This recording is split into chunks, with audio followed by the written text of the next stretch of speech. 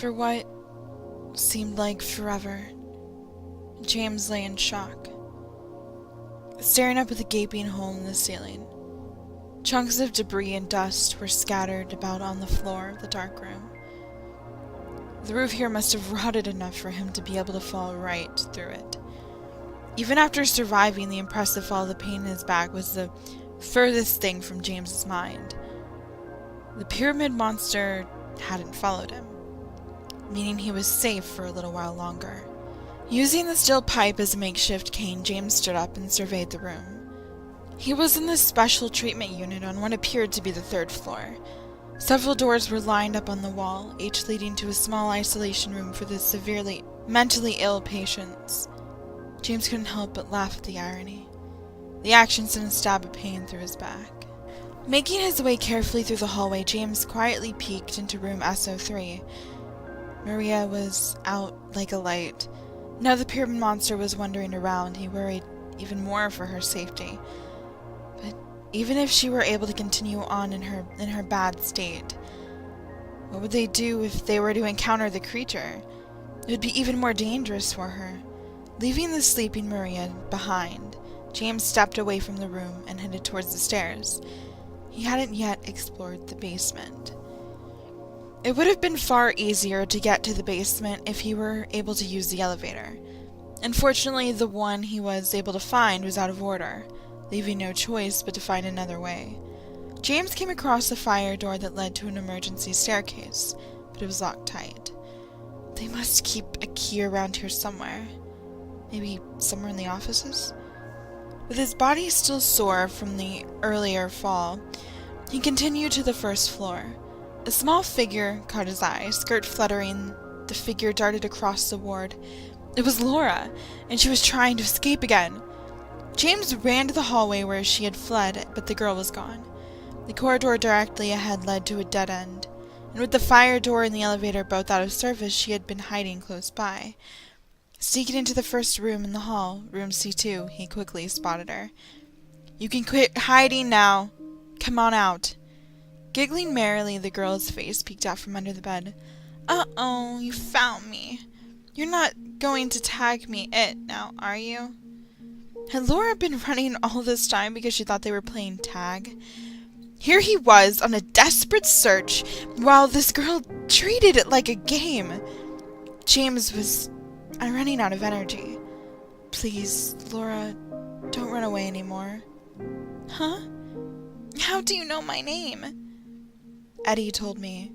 "That big fat blabbermouth," Laura cried, her face twisting into a little scowl. "I want you to tell me how you know Mary. Mary Shepherd Sunderland." "What's the big deal?" "Because I have to know," James said sternly. Laura looked startled by his serious expression. "Are you gonna hit me if I don't tell you?" "No, I'd never do that." "Mary was my friend when I had to stay in the hospital." "What? When was this?" "Just last year." "Liar! Last year Mary was already—" "You're the liar! You won't listen to anything I say anyway!" Once again, James was met with disappointment. Clearly Laura wasn't going to tell the whole truth. But what did a little girl like her have to hide? Did something bad happen between her and Mary? Anyway, we should get out of here. This isn't the place for a kid to be running around alone. This whole town is dangerous. I'm surprised you haven't gotten yourself hurt yet. "Why would I get hurt? This town is all calm and boring." At least now that he found Laura, he can meet back up with Maria on the 3rd floor. As soon as they stepped out of the room, Laura said, "Wait! I have to go somewhere." "Not now, okay? We can't get sidetracked." "But I forgot something really important. It's a letter from Mary." James stopped in his tracks. He instinctively spun around to face the little girl holding his hand. Trying to get on his good side, Laura showed the sweetest smile she could muster. The effect was ruined when she complained like a spoiled child. "Please, it's really close." The label on the door in front of them read "treatment room." This must be where they brought the patients who arrived by ambulance. Rows of beds were lined up on the far wall. The only other feature in the otherwise empty room was a shelf hanging on the wall where a variety of medical equipment and drugs were stored. Is this really the right room? Uh-huh, it's right over here. Where? On that shelf, way in the back. James stepped into the treatment room. He'd only made it halfway over to the shelf when he was caught off guard by the sound of the door slamming shut behind him. Laura? He turned around, wondering if anything bad had happened to her. His question was met with amused laughter from the other side of the door. I got you! I can't believe you were stupid enough to fall for that. What are you doing? Laura, please open the door.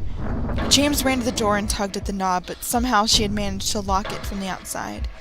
Why should I? I'm just a little liar. You said it yourself. Come on, open up! If you want me to open the door, why don't you just ask me nicely?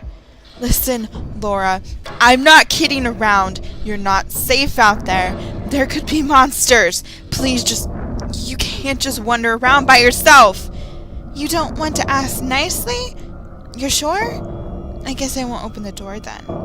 You can just stay in there for a while. A low, menacing roar rumbled from somewhere in the gloom of the treatment room. Laura? Laura! While pounding on the door, James grabbed the light from around his neck and frantically scanned the room. The ceiling. There was something hanging from the ceiling. Open the door! Quickly! No matter how loud he yelled or how hard he pounded, the door would not open. Laura must have gone off somewhere, leaving James trapped in here alone with whatever else was hiding in the shadows. He tried again to catch the creature in the flashlight beam. What he found appeared to be something in a large, dark, gray sack. Its movements were sluggish as it lazily made its way closer. Its form was unlike anything James had ever seen before. A bizarre monster like a pendulum. Its body was a soft and flabby chunk of meat, like a half-digested human, suspended from the ceiling by a metal rectangular frame. It was nothing but a fleshy mass of decaying skin and muscles, melting away to reveal the twisted black intestines underneath. Deformed arms and legs jutted out at odd angles from the wrong places. From the darkness emerged two more of the repulsive creatures, surrounding James on both sides, slowly inching closer. Grim as the situation looked, James struggled to keep calm. He just needed to focus on fighting. He just needed to stay alive. It would be impossible to fight them off with the pipe. Their bodies were too well protected by the cage-like frames. He would have to use his gun. The thought of using up his precious bullets filled him with dread.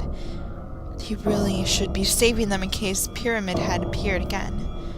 But then again, having extra ammo wouldn't do any good if he died now. James opened fire on the three creatures, making sure to divide his remaining ammo equally. Even being trapped in a dark room surrounded by monsters, the emotion he felt more than fear was his anger towards Laura. He had to get out of here alive, if only to punish that evil little brat.